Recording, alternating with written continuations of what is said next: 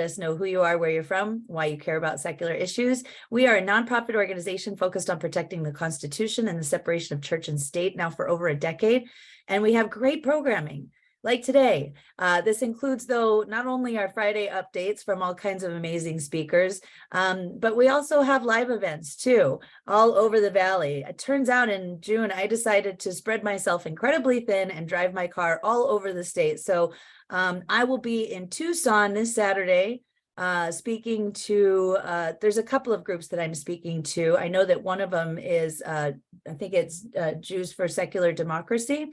And I can't remember the name of the other group. I'm sure Lindsay will update everybody because Secular I'm terrible. Humanist Jewish Circle of Tucson. Thank you. Okay. So I'll be there in Tucson on Saturday. And then because I wasn't really thinking clearly, I decided to schedule something with the Prescott Unitarian Universalist Fellowship up there on Sunday. POOF, which I think is the greatest acronym ever. Next week, we're going to be speaking with Beatrice Marovich on life, death, guns, and God, an American perspective. And then after that, we're going to be kicking off another couple of theme series, one about Christian, as I like to call them, ammosexuals, because they love ammunition and guns so much. And the other one is going to be about secular approaches to homelessness. And we're going to be doing some fundraisers with that particular one to help out our secular groups that do that kind of work to help the unhoused in Arizona.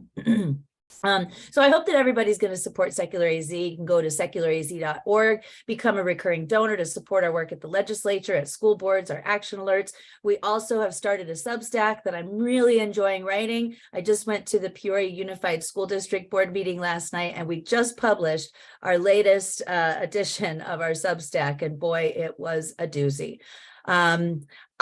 We don't need to talk about that because today I'm really excited. I am joined by an old friend. Martín Quezada was born in Maryvale. His father is a first-generation Vietnam veteran, and his mother immigrated from, I hope I'm saying this right, Cananea? Is that right? Yes, that's it. Okay, I'm sorry, I should have this up on the other screen. So, all right, so Cananea, I said it right.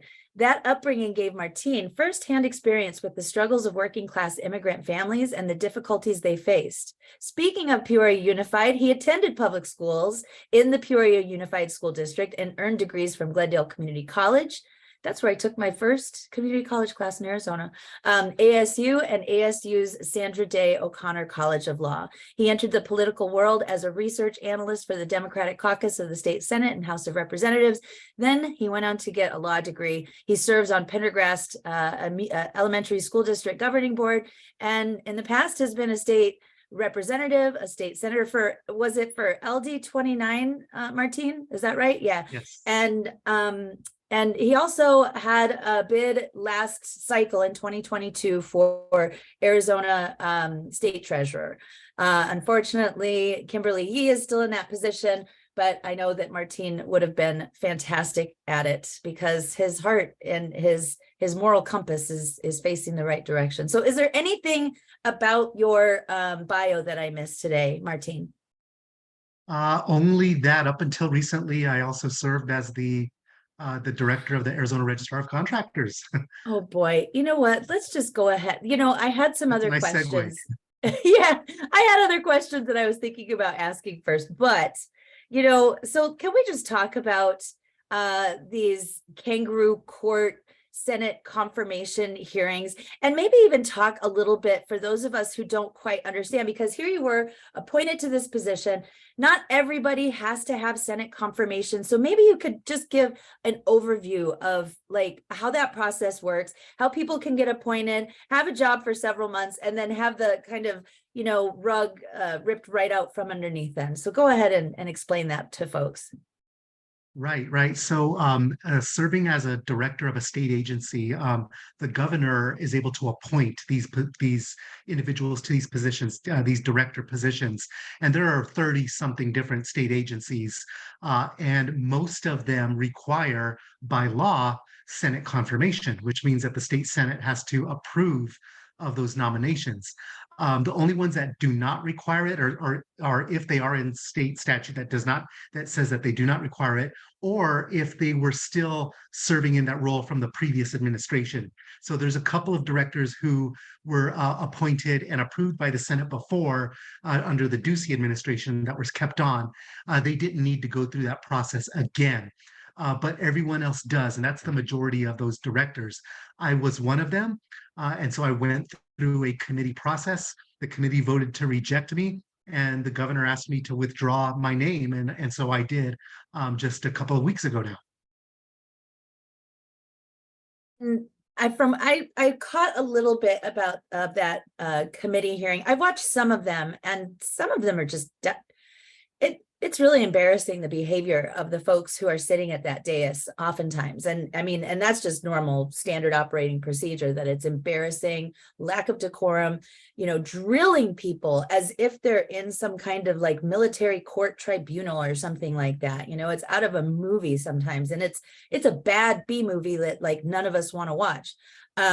So from what I saw, everybody who was there that was speaking on your behalf, if I remember correctly, and saying, Senator Quezada is fantastic, and we want him, and he knows the people, and he knows how to work with people who might have different party affiliations, because as the building trades, a lot of those guys are, more conservative folks, but they just want somebody who will, help them to be able to do their jobs and be successful at their jobs. So I'm assuming that you ran across a lot of those union guys who were like, I voted for Trump and whatever, but, was that the case?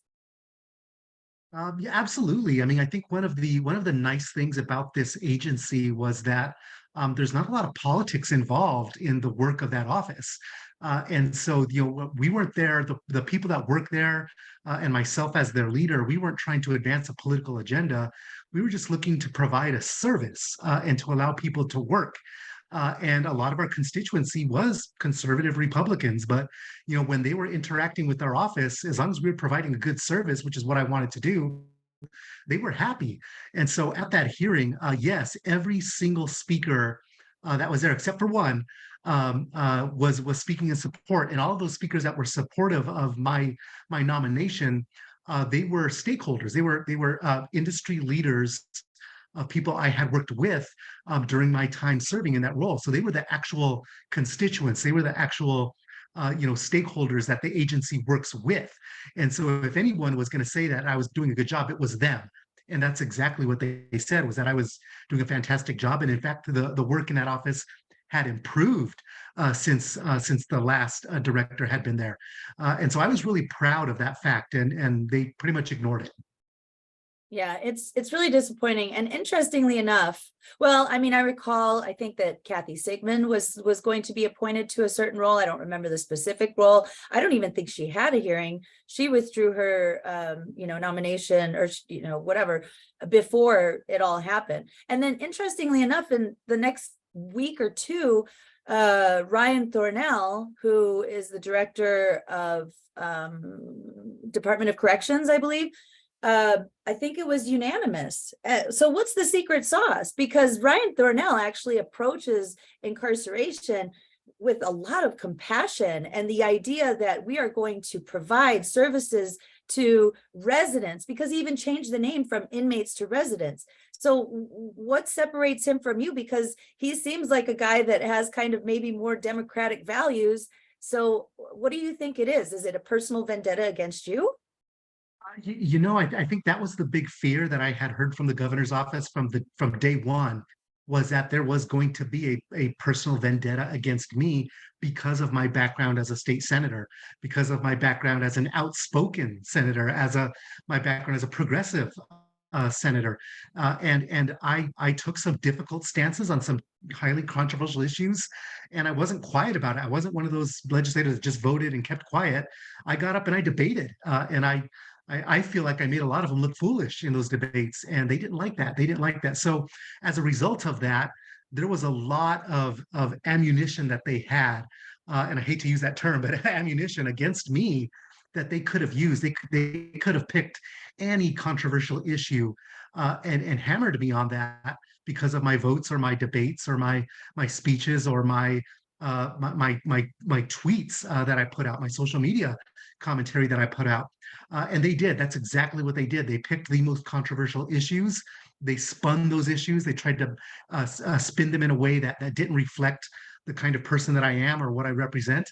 And they tried to make it out like those issues somehow had an impact on the work of the Registrar of Contractors. And the sad part is that none of those issues had any relevancy whatsoever to the work that had been done or that would be done in the future in that agency whatsoever. But because they had that available to them, they used it and they took advantage of that.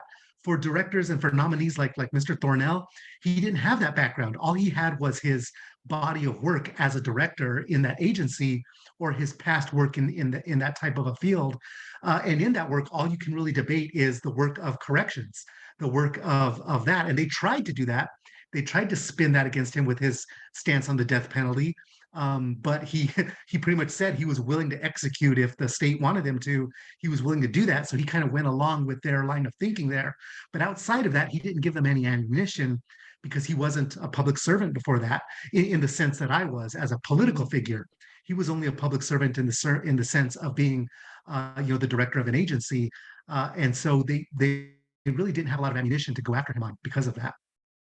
Well, and I'll just say too, you pointed out that you did make really impassioned speeches on the floor of the House and the various committees, and I was grateful for it. And I do think that you oftentimes made them look like foolish hypocrites. And they talk a lot about being snowflakes. I still remember. I don't remember if it was Sonny Borelli or Vince Leach. I don't remember who it was, but you said that they were unhinged. Oh my gosh.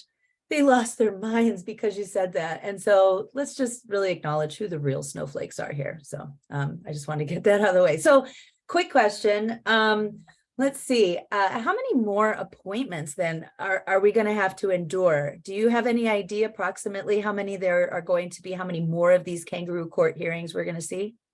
Well, there's a lot. There's only a handful of them that have gone all the way through. But there's a good 25 to 30 more that are still waiting for their hearing. And so this could stretch on through the interim, through the summer, through the fall, and into the next legislative session as well, especially if they take the pace that they've gone through like they did this year. And if they go by that pace, this could stretch on well for the next few years, for the next year. This has me completely flummoxed because, we're on, I think, their third spring break of the legislative session. They say they're not coming back until the end of July. It's going to cost the state millions of dollars to pay their stipends and their per diems and gas mileage and whatever. So now that they have all this time, right, the budget's already been approved. Why aren't they having these? Is there a strategy? Do you have any idea what the thought process is here? Why are they dragging their feet? I don't think that there is a strategy in the sense that they are truly trying to vet these nominees. They're not trying to vet anybody. Their strategy is to throw bombs at Governor Hobbs. Their strategy is to create chaos. Their strategy is to create a broken government. And when they delay, well, I can tell you from my experience as a director, what that does to you as a director is you're afraid to start implementing policies. You're afraid to start running the agency in the way that you need to, because you're afraid to make a mistake because you're not going to get confirmed. And when that happens, everything just grinds to a halt, and the whole government slows down. All of the services slow down. You're not able to do good, positive, progressive things that might actually help people because you're worried that it's going to come up in that hearing. And so everyone is just walking on eggshells right now in their roles as directors. And that's a recipe for disaster for anybody, for any agency, for any governor, for any government.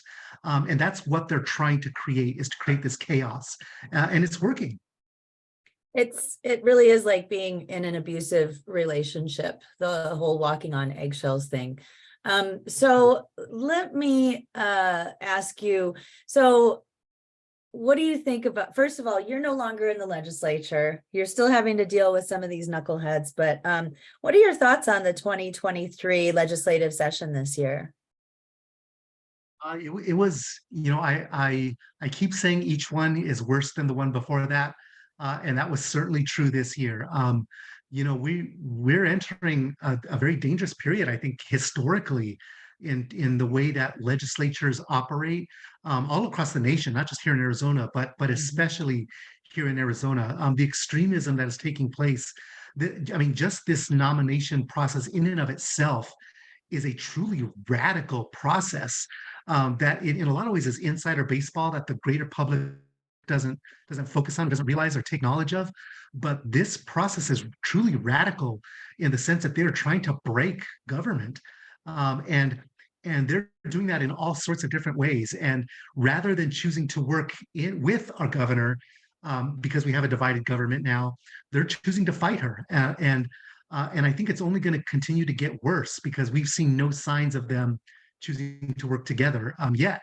And so it's truly a scary time, and it's difficult to watch. And I have a unique perspective because I was out of the legislature and I watched and I realized how ridiculous the legislature is from the outside, and how employees of state agencies view the legislature, and how little trust there is, how little respect there is, how little just good feelings there are at all about the work that happens in state legislature for deserving reasons. I mean, it's truly a ridiculous, it's a freak show, and it's sad to see that.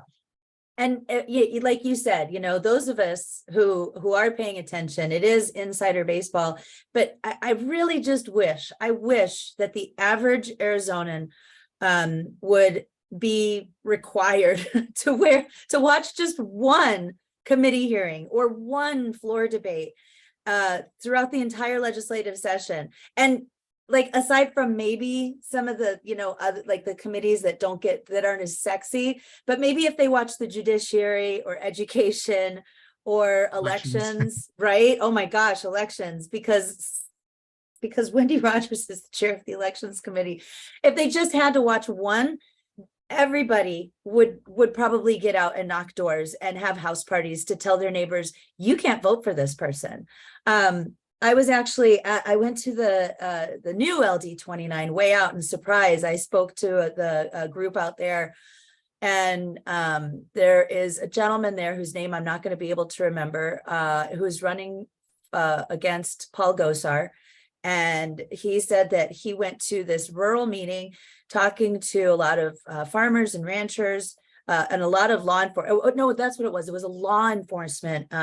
Somebody in law enforcement had passed away, and he delivered the eulogy. This guy's also an ordained bishop of some sorts. I don't know with what denomination or anything. Really compelling guy. He's a lawyer. I should get his name. It's Quasi something. He's got an interesting name, Quasi something. Anyway, after he delivered that eulogy and was, talking to folks, he said that like a handful of people came up to him and said, I've never voted for a Democrat in my whole entire life, but everything that you said makes total sense. And I just wish that we could have more of those opportunities where you have, a more diverse group of people there to be able to talk about those ideas. But now we've just become so isolated in our little echo chambers that if you're getting your news from Fox News, you're not getting any news. You're getting news about Riley Gaines, the swimmer who's now, on a national tour.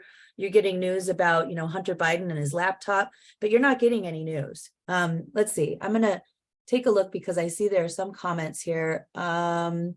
Jude says they're not legislating to solve problems. They're just trying to score points with a particular minority faction. Amen. They sure are. And Ted says, agreed about requiring to watch sessions, Jeannie, but this is where us Dems need to pound the message that it's not legislative deadlock, but GOP deadlock and obstruction. It's not the legislature, which is dysfunctional, but the GOP. Message, message, message. And now Jude has a question. She wants to know if members of the We Know Who faction were unseated in the next election, are there, so I think, does that mean the Liberty Caucus or whatever they call themselves, Freedom Caucus, were unseated in the next election? Are there truly moderate or truly conservative Republicans who might be more cooperative? I think that's a good question. I think that in some case, like it's going to be a case by case basis, really. But I always try to take a broader view, like a long term umbrella view of everything. And I really do think that this is a long term. I mean, this is a marathon, not a sprint. And in a lot of ways, it may take a few cycles before we make the point that if you act in this way, you're going to get rejected. And it may not happen this next cycle or the cycle after that. But if we keep on kind of targeting those radically extreme members and taking them out, it's going to take a while for them to learn that that process doesn't work anymore, that attitude, that perspective, that philosophy doesn't work. And that takes time. It really does. And it's frustrating because it takes so long. But in some situations, yeah, you may be able to knock somebody out, but in others, it just may be a matter of time before we're able to filter all of this ugliness out of Arizona. And it may never end either. That's the other thing too. Are we too gerrymandered to see more moderate candidates, or to see Democrats even have a chance? I think that's a big part of it. And that's, that's something we're just gonna have to live with for the next decade, until the next redistricting. And we got to start preparing for that scenario now. We got to start preparing for that next redistricting right now. And I don't think we did as good of a job as we should have in the last one, to prepare for that. But yeah, that kind of leaves us where we're at, where no matter what, you're going to get the results that you get, and we're going to be, pretty close to being evenly split, and they're going to maintain power until we redistrict again. And it certainly didn't help that Donald Trump was president at that time and wanted to add the question about, are you a citizen? And, I mean, it was Texas gained more seats. I think it was like Montana or Wyoming, but Arizona didn't. Are you kidding me? We know about the population explosion that's happening in Arizona. So that was just terrible, terrible timing. Yeah. There's another question. Let's see. Hold on. Where did I put it? So do you happen to know off the top of your head, and if you don't, that's fine. Do you happen to know how many resolutions are coming out of this legislative session because they can't get their way with, being able to pass the bills that they want, or they're getting vetoed by Governor Hobbs? So what they're doing is putting forward these resolutions that will then be on the ballot. I'm always suspicious of any resolutions on the ballot that are put there by the legislature, because it usually means they didn't get their way. So do you happen to know, or even be able to estimate how many we're going to have on the ballot for what would it be? It would be on the 2024 ballot. Right. I don't know the number, but I do know that they're going up. And I know that we can expect that strategy to continue. That I would expect that next year they're going to do even more referenda. And so, yeah, we can expect that this is going to continue to happen. And we're going to see a big ballot next year, or in 2024. Okay. Yeah, I think there's going to be a lot more next year, because, these folks are just, they refuse to even work with the Democrats. It's still the same old story. Less than 1% of bills that are put forward by Democratic elected officials are even getting a hearing. I keep saying it over and over again. The most egregious to me, and the most telling to me, is Senator Christine Marsh's bill that would have mandated that private school employees have to get fingerprint clearance cards. Got pulled from the agenda last minute, didn't get a hearing, or got pulled from the floor, I think, the floor agenda. And then the other one was Representative Travers, who wanted to put forward a bill that would have mandated that clergy have to report child sex abuse, which they still don't. And why wouldn't you want those things? Again, I think it's really telling that they don't want those things at the same time where they're expanding vouchers like crazy. Yeah, exactly. Let's see. So I have a question that somebody submitted before the talk today. They want to know, would the Arizona legislature, in your estimation, attempt to impeach Governor Hobbs and remove her from office? I wouldn't put it past them. They are that radical. We saw kind of, then this kind of brings us back to the whole, action that just happened in the House of Representatives with our state rep Stahl Hamilton and their efforts there. I think cooler heads would prevail, because they know it's just not going to work, especially because they need a 2/3 vote. But just to be mean, just to be vicious, just to be ugly about it, I can see them doing that, But I would hope not. but you never know with this group of people. No, it's true. They're extremely unpredictable. Do you think, speaking of the moderate versus the radical, right-wing extremists that have been elected, and again, I'm not assuming that you're an expert on all things, but I do know that you pay attention. What do you think the odds are that this Sack-Wadsack recall campaign is going to go for Justine Wadsack in the Tucson area? Ooh, that's a good one. That's one I'm going to be watching closely because I think that one's interesting. You never know. I think that her primary was also a close one as well. So I think that plays into that as well. Yeah, I think so too. And she can't help but open her mouth, and so she, I think, is her own worst enemy. Much like some of these school board members. That's my little segue to say, I know you're still on the Pendergrass School Board and that you all kind of fly under the radar, which I love, along with like Alhambra School District is another one. They just do stuff. Nobody even knows about it because they work together, they collaborate, they cooperate, and they get stuff done for kids. But are you paying attention to what's happening in some of these more extreme school districts where we have Christian nationalists who got elected to their boards? Oh yeah, absolutely. And in fact, I think in a lot of ways, that's where a lot of my focus has shifted to what's happening at that school district level, because I am still a school board member.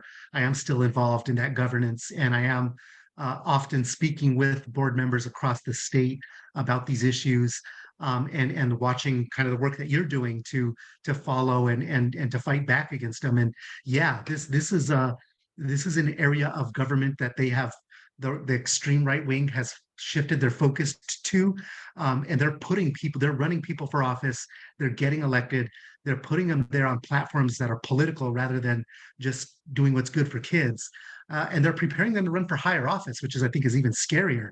And that's happening all over, and they're doing radical things in our districts, and they're hurting kids. All of that stuff hurts kids, and it hurts our economy. It hurts the ability for kids to be successful in high school and in higher education, and to be successful at home with their families. And so there's a lot of dangerous stuff happening in school districts, and I'm glad that there are people like you and the groups that you're working with to keep an eye on that and to fight back, because we're going to need that a lot more as we mature as a political state, as we start maturing and seeing that school boards are going to have to be part of that fight that we are actively engaged in as well.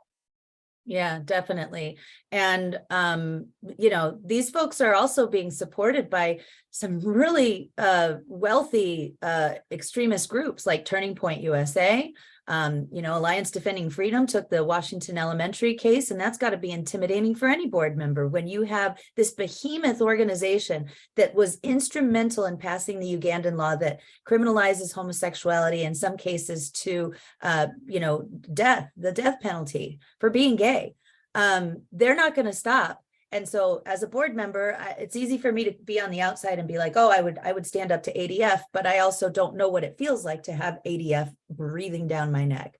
I am proud, though, of Tamilia Valenzuela for being the lone voice that stuck with her guns, bad metaphor, but, who stood up and said, I'm not gonna kowtow to this organization. And she was getting death threats. Her family was worried. She kept her kids home from school. I want to point out that Lorraine, thank you for this, Lorraine. She says, as of June 20th, 2023, 4 statewide ballot measures were certified for the ballot in Arizona for the election on November 5th, 2024. And then she's got a link there. Let's see. And then we have anonymous attendee has a question. Jeannie, and if you have an answer for this, Martine, by all means, are you tracking the Democratic candidates running for school boards in AZ? I not in a formal way, but I am working with some coalition partners, and I know that there are some groups who are doing that. So there are some great candidates that have already pledged to run in 2024, which, I mean, my hat is off to those folks, because seeing what we're seeing at the school board level, and as a matter of fact, I'm going to put our latest Substack link into the chat so that folks can see it, because it is really bad out there. And the thing that worries me the most about these school board candidates, They're so far they haven't been facing a lot of consequences. Now, maybe you can answer this question, Martine, because I know that, Chris Mays is going to stand up for what is right, right? And she's shown that with she said, I'm not going to take that case about the trans girls wanting to play sports. So if Tom Horn wants to fight it, he can go right ahead and do it. Now she's going to be standing up. She's already said, I'm not going to prosecute abortion, charges. So in your experience with the office of the AG, and since we've had so many Republican AGs, I feel like the Office of Open Meeting Law, that the office that handles open meeting law violations, really it's been almost a formality, like, hey guys, you had 3 people show up to an event. Somebody heard you talking about an agenda item. You're not supposed to do that. Or you posted something on your social media and then you had a comment. You're not supposed to do that. Take another training with ASBA, slap on the wrist, no big deal. But now these are very purposeful open meeting law violations. So what do you think is going to happen now that we have Chris Mays in office? Yeah, I think that's an area of opportunity for us. And I think the problem with open meeting law violations is you got to be really paying attention to find them and to report them and to document them and to help build a case for the AG and submit that complaint. But they have a department there that focuses just on that. And they have the ability to really crack down on those violations. And because those are becoming more intentional, like you said, in the past, open meeting law violations were really technical mistakes most of the time. 90% of the time, it was someone that said something that shouldn't have been said, or people showed up at an event where they shouldn't have, without giving notice. A lot of them were really technical or unintentional violations. But now we're seeing with these radical right-wing members that they're being very specific about what they're doing. They're being very strategic about what they're doing, and they're using the lack of enforcement of this law to their advantage. So we have an opportunity here to crack down on that, but it's going to take us to be watching, to be reporting, and to be submitting that evidence so that they can crack down on them. Now that is a great plug for the work that we're trying to do here to get folks to show up to board meetings, whether it is an email, even just saying, hey, thank you all for standing up for the trans kids in this school district, or thank you for, for approving curriculum that actually teaches real science. Or it could be sitting in a seat, just making eye contact and smiling at somebody. You have no idea when you're on a board and you have all of these angry people looking at you and saying awful things.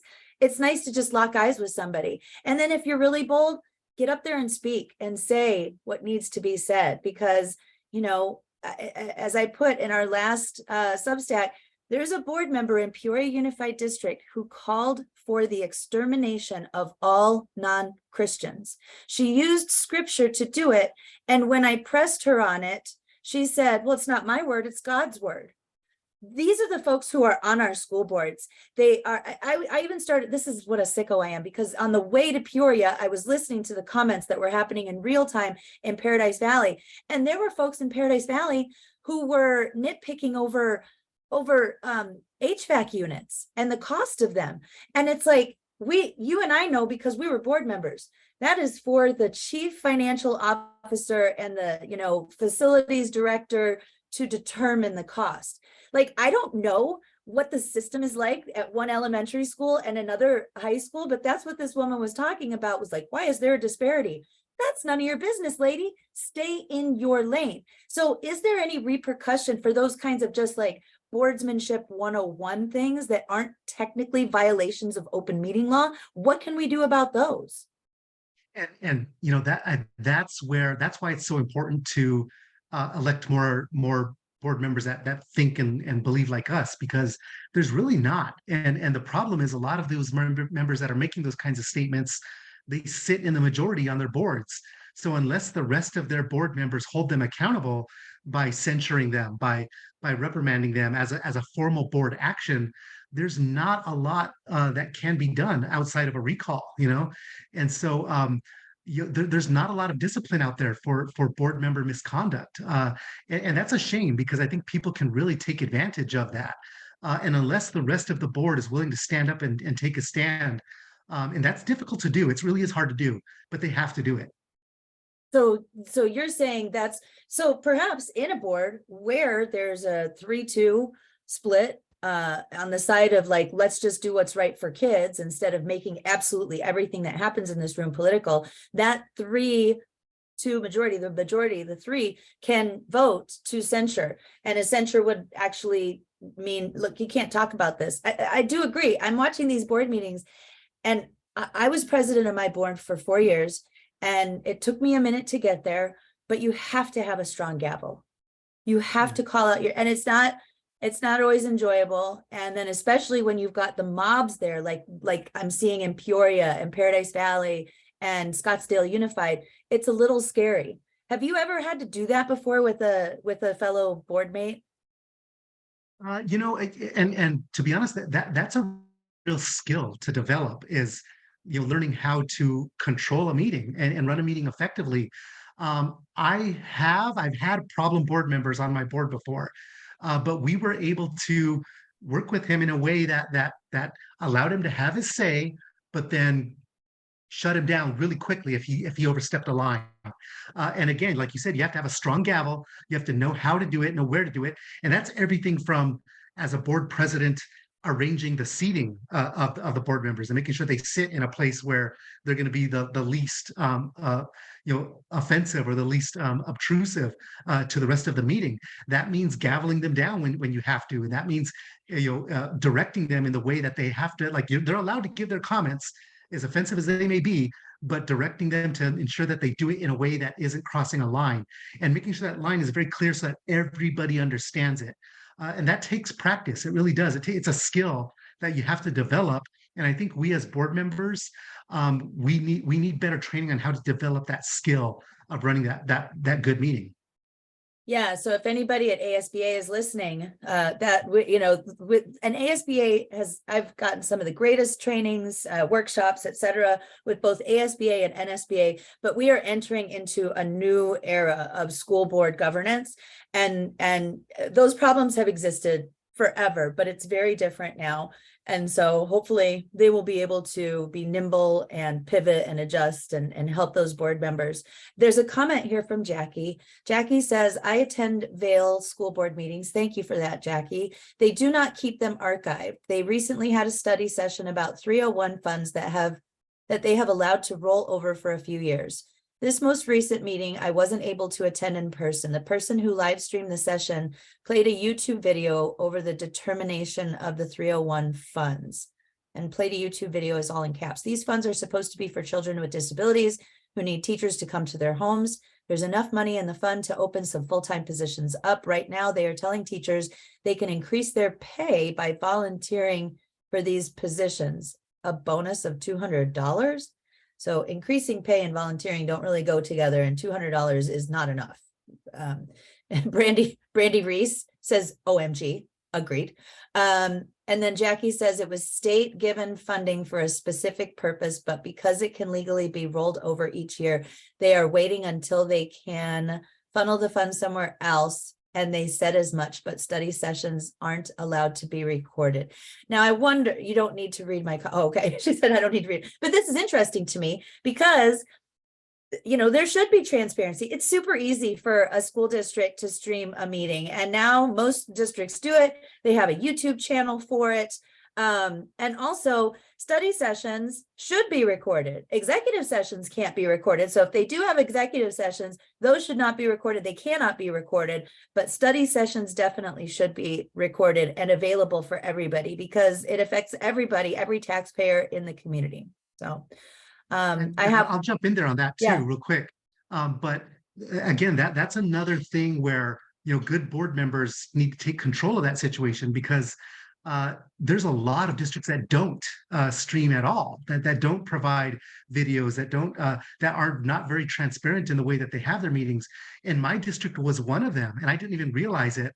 I was like, hey, where do we stream our meetings at? And like, well, we don't even have the camera equipment. So we had to vote as a board to actually purchase the equipment to stream. And now we do it. But it took action on our part, and we had nothing to hide.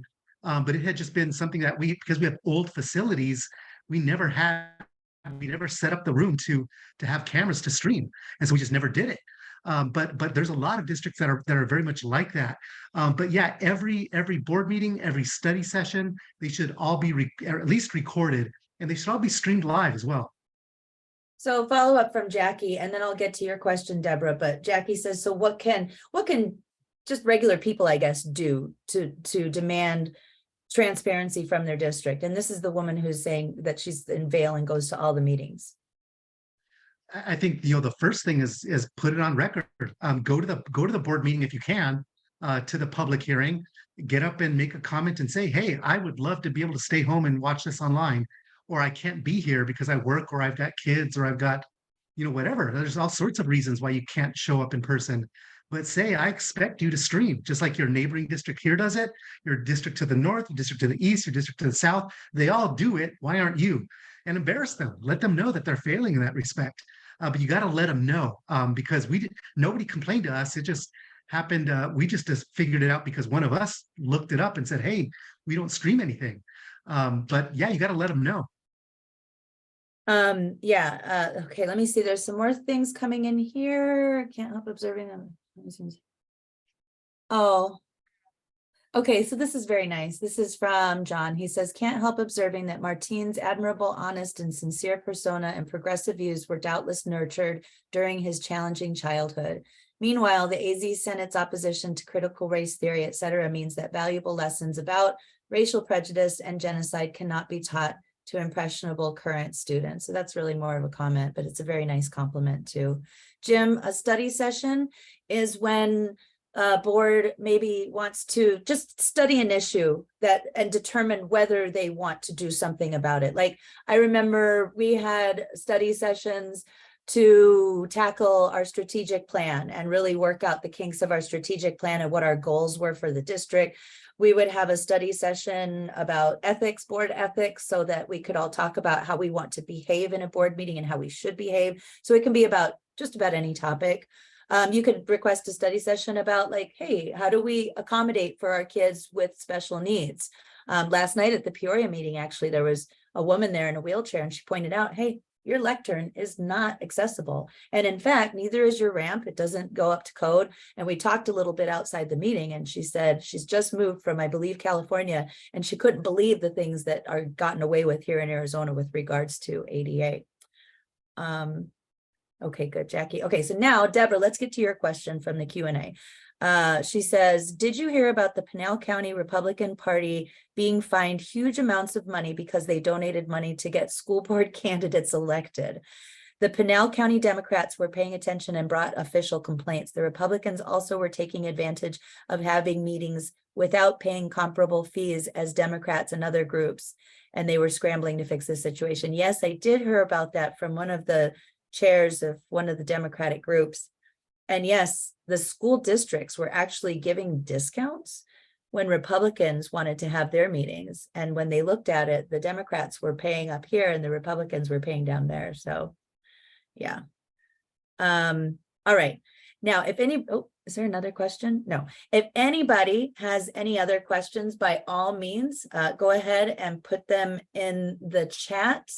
But I had some more that I had written down. Do you miss being in the legislature? That's a tough question. It really is. I thought I was going to miss it a lot. I really did. And I can tell you it was the best experience of my life. And I feel very proud of the work I did there. And I feel like I can look back at every vote I took or every action I took and feel like I did the right thing for the right reasons. Certainly made a lot of mistakes, but I always felt like I was doing it for the right reasons. And that's something I'm very, very proud of. I think that the result of my service in the legislature has hurt me a lot in a lot of ways, professionally, financially, personally, socially, romantic, every possible way. It has caused harm to me. So I can't say I would want to do it again. And I can't say that if I had a chance to do it again, I'm not sure that I would. I might find other ways to serve rather than going there, because you pay a high price for it. So I miss fighting the good fight. I do miss that. but I don't miss all of the costs that came with it. And that, that was reflected up until just a couple weeks ago when it literally cost me my job as the director of an agency. It cost me that job, and so that was tough. That's really tough to deal with. It's tough to, go back to your family and relay that information back to them about that, or to kind of set yourself up professionally because of that. It's real difficult to do. So it's a kind of a yes and no answer, to be honest. Yeah, no, I mean, I imagine that, whenever the time comes that I leave this position, I've got a pretty big social media footprint, and I say things too on social media that I still stand by, but even just the name secular, being associated with atheists, because I get called like all kinds of things, that I'm possessed by demons and, devil worshiper and all that kind of stuff. So I imagine folks would probably like hold me at arm's length when I leave this position. So what's next for you? What are you doing now, and what do you hope to do next? Well, my role as the director of the agency literally just ended a couple weeks ago, and I'm still kind of waiting to hear if there's another opportunity similar to that in government. But to be honest, I'm not sure if anything like that is going to work out. And so I'm trying to keep my options open. I'm an attorney by trade, so I could always kind of go back to that and maybe move out of government entirely, and just kind of figure out something. So to be honest, I don't know the answer to that yet. I'm still looking at my options and trying to see what's going to make me happy and what's going to allow me to serve the people that I love here in the state. Well, we certainly would love to see you, in another elected position. I was really hoping that, there would be an additional congressional seat. I saw something, I don't remember where it was, but there was a case recently in another state about the redistricting in that state, where they have to do the process over again. And I don't mean to put you on the spot, but is it possible for anything like that to happen here? Like, oh, whoopsie, in 2020 there was a mistake and now y'all got to do it all over again? In my studies of those types of suits, it doesn't seem very likely. But I mean, that certainly happened here. I mean, and to be honest, that was my plan. I was terming out of the legislature right when the redistricting happened, and if there was another seat in the West Valley, I was going to run for it. I had made that was my plan, and it was a perfect timing for it. And when all that happened, it didn't come through. That changed everything. So, there's a lot of things happened because of that. But I think the problem is, even if there was fault found, it's hard to go back and undo all of that, and then to just start over, start fresh. And the time it would take to do that, to redistrict again and to correct all of that, by the time it was fixed, it would be time for the next cycle anyway. So it's just not realistic solution. Yeah. Deborah, this is in regards to your comment about, doing it all over again. Would you have done it? Those are very disturbing comments. It's a privilege to serve the public and shouldn't leave citizens with such a horrible experience. So many people like Martín will not seek office, and that is so tragic. I heard somebody, when I first started really getting involved with local politics and specifically the state legislature, I heard somebody say early on, the state legislature, where the greatest minds go to die. Because it's grueling. And that was like 10 years ago. So I think the Republicans still had a super majority, but I think of all these people who are just amazing, who, that could be the last thing they do, because it's so exhausting, and the things that you all have to put up with. I wouldn't want to put up with those things, that's for sure. Here's another question. Oh, somebody says that the thing that I referenced, they think it was Alabama, the Supreme Court forced them to redistrict, and that could force us to change also. I do, and then they put a link up to that article. Thank you for putting that up.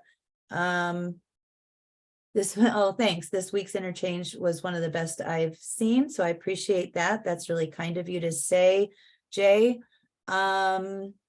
And then there's another comment here. If critical race theory is defined as the GOP seems to define it as promoting one race or another as superior to another, who does that? What texts do that? Seems that we should have no problem. I'm not sure if that's rhetorical, but you can go ahead and answer it, Martín.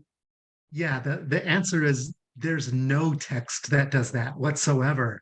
And so this whole anti-CRT movement is about as fake as you can ever imagine anything to be. It's a completely false agenda entirely. And so, and I know because critical race theory is a legal study, and I studied it when I was in law school. And so, like all of those original authors, Kimberly Crenshaw, Richard Delgado, those are the authors I studied, and they were like the founders of critical race theory, and that's not the point of it whatsoever.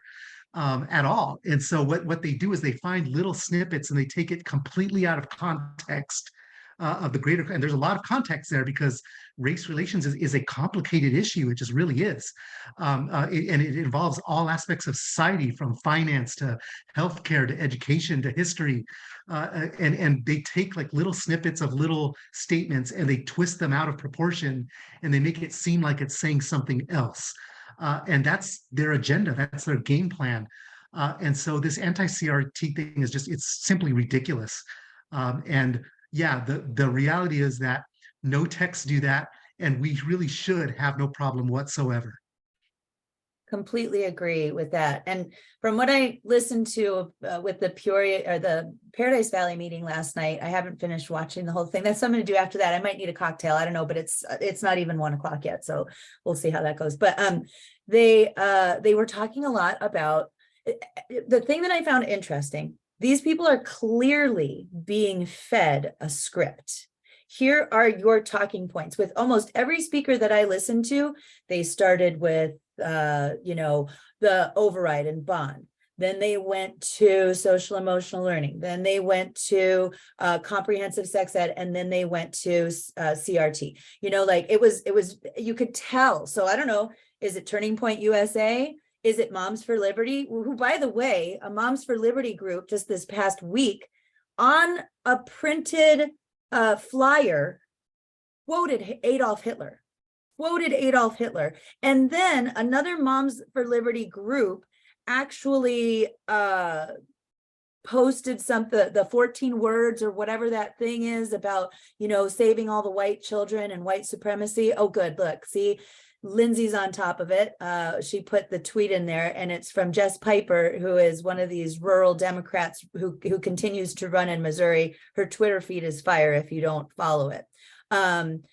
But yeah, that was the creepy part. It was like Stepford Wives, all coming out one after the other with this same script, basically, that they were saying over and over. And poor, the folks that are on that board just getting hammered. And then later on in the meeting, which I haven't watched yet, apparently they were really angry about the partnerships that the school district had with, say, Southwest Behavioral Health, or what is it, Jewish Community Services, or, these are the groups that provide, that offer supports to school districts. School districts enter into contracts or MOUs with these organizations because they are the specialists. If you have a student who's having a mental health crisis, you call Southwest Behavioral Health. And apparently people were complaining about providing mental health services to students. Make it make sense. Anyway, okay, there's one more question in the Q&A. Do you think this legislative session and the next 3 are going to remain as toxic and partisan as ever before? Every year that we go to the Capitol, we hear lobbyists say that it's the worst they've ever seen year after year. Will this chain ever end? What do you think, Martín? Man, I'm hoping so, but man, it's getting uglier and uglier. It really is. And I have the perspective of, I started as an intern in 2001.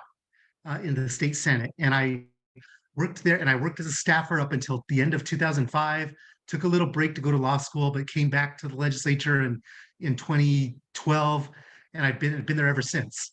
And so I've been watching this for the last 23 years, and it has gotten progressively worse every single year. If you compare 2023 to what it was like in 2001, it's night and day. And the radical Republicans back in 2001, they were the most they're more than the more moderate ones today.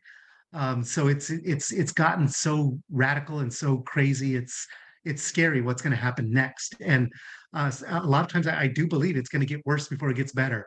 And there's going to have to be some drastic things that happen in order to change this. But Yeah, we're going down a very bad path right now politically. And the best way to combat it, we've got to flip the legislature. We've got to flip the legislature. We've got to flip the legislature. That is it. So everybody who's here, if you haven't found a legislative candidate and or a school board candidate to get behind for the 2024 session, start looking. Start going to your LD meetings, become a precinct committee person. But our democracy is not a spectator sport. It never has been.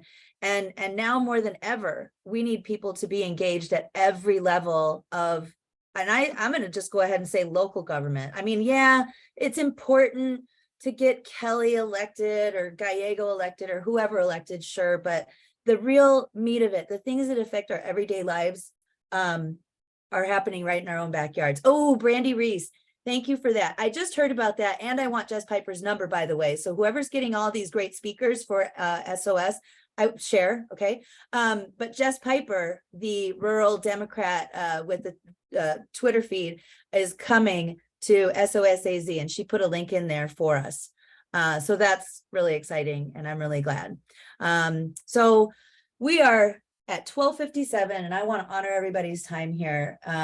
So, sometimes when we talk about this stuff, it can be a little bit depressing, but what these days, Martín Quezada gives you hope, and what can you pass on to the people who are watching today to give them some hope? I think that one thing that gave me a lot of hope after leaving the legislature and working for a state agency with a lot of employees who weren't following the legislature every single day. They were just working. And to be honest, most of the employees in my agency were Republican. But they started paying attention this year because I had to go through that nomination. And after the committee hearing, I had multiple employees come into my office and say, I'm a Republican and I'm disgusted by what I saw there. And I'm fully supportive of you as a director. You've done great work here. And I never knew this is what it's really like. So I'm always hopeful, because if people are exposed to what's actually happening, they will see the light and they will know that what's happening there is not good, and they'll change their minds. And so I had not only the employees of my agency, all of the leadership of my agency, but even our stakeholders, all of the memberships of the different organizations that we work with, who are all Republican, who came to me and said, like, we were disgusted by what we saw. And so know that what gives me hope is that we are truly on the right side. We truly represent the values of the people of Arizona. The ones that are causing all the problem, they're a small minority, but they're loud and they're powerful. But there's way more of us than there are of them, and we can overcome them at any time. We just got to do the work to get it done. I agree. My new mantra these days is they are loud, but we are many. They are loud, but we are many.